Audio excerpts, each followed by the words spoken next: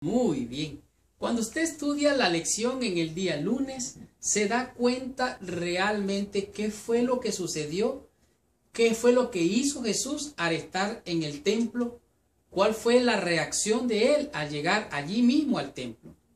La lección dice que desde el principio de la humanidad Dios eligió los sacrificios como una manera de simbolismo para mostrar lo que era la expiación, la justificación por medio de la sangre que se derramaba al sacrificar un animalito.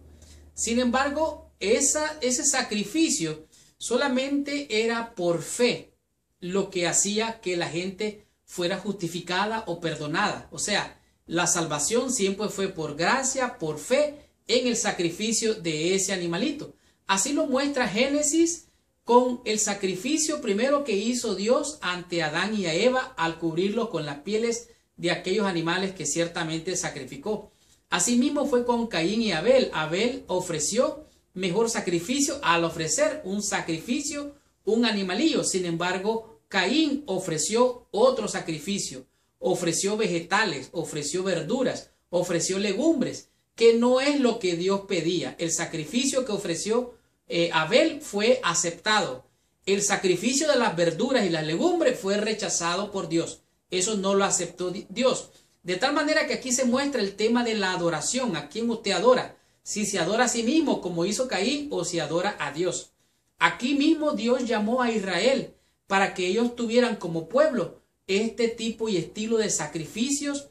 Dios escogió a su pueblo como un reino de sacerdotes que tenían que hacer todos estos rituales para enseñar al pueblo, para mostrarle al pueblo el evangelio en miniatura, el sacrificio que Dios hacía por medio de esos animalitos que lo realizaban los sacerdotes.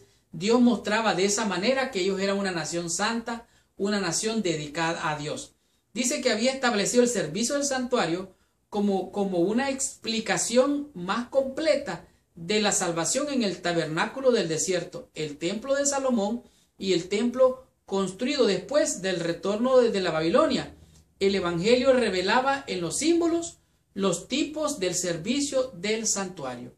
Ahora, cuando Cristo llega al templo, es interesante darnos cuenta aquí en Mateo capítulo 21, el versículo 12 en adelante, dice: y entró Jesús en el templo de Dios y echó fuera todo lo que vendían y compraban en el templo y volcó las mesas y los cambistas y las sillas y los que vendían palomas. O sea, Cristo llegó allí y hizo prácticamente una barrida de esta gran corrupción.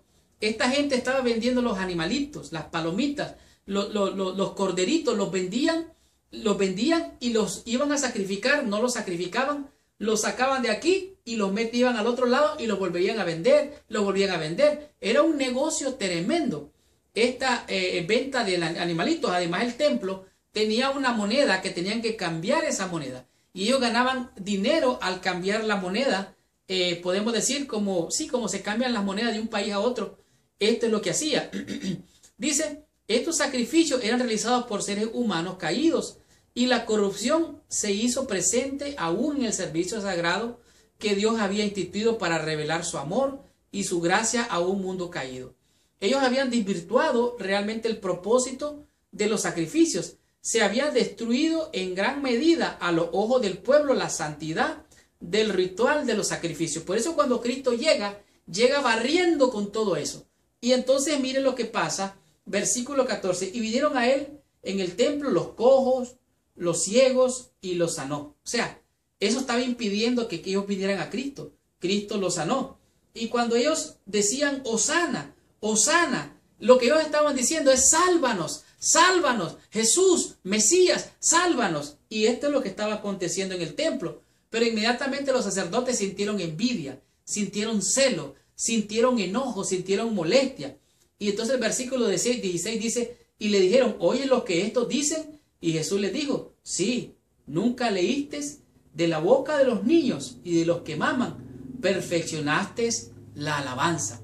Cristo estaba diciendo realmente y usando la escritura. Él citó la escritura vez tras vez para justificar sus acciones, pero realmente hizo mucho más. La Biblia debe ser, nos muestra aquí, en nuestra cosmovisión y en nuestro sistema moral, la base principal de nuestra fe. De tal manera que vinieron los ciegos, los cojos, Cristo los sanó y los sacerdotes sintieron envidia, sintieron celos. Y dice aquí, temiendo perder su propio tesoro y situación terrenal como mayordomos y guardianes del templo, muchos perdieron precisamente lo que el servicio del templo señalaba, la salvación en Jesús. Jesús en el templo vino a dar libertad, sanación, liberación, bendición, pero los sacerdotes, los que estaban a cargo del ministerio, no entendieron, pervirtieron su visión y preferían más bien las ganancias deshonestas antes que mostrar la salvación que Cristo vino a mostrar. La pregunta es, ¿cómo podemos asegurarnos de que estamos seguros y no estamos desenfocados de la salvación? A lo mejor no estamos permitiendo que Cristo venga a nuestro corazón y estamos llenos de mucha carroña. ¿Qué podríamos hacer para no estar enfocados en las ganancias deshonestas o cualquier otra cosa? Bueno, realmente tenemos que hacer una cosa. Buscad primeramente el reino de Dios y su justicia y todas las cosas os serán añadidas. Hemos de creer y confiar en los méritos perfectos de Cristo para tu salvación, para mi salvación y para la salvación de todos nosotros. Mucho cuidado con traer la ofrenda de Caín, autosuficiencia, desde autosuficiencia y de adoración propia.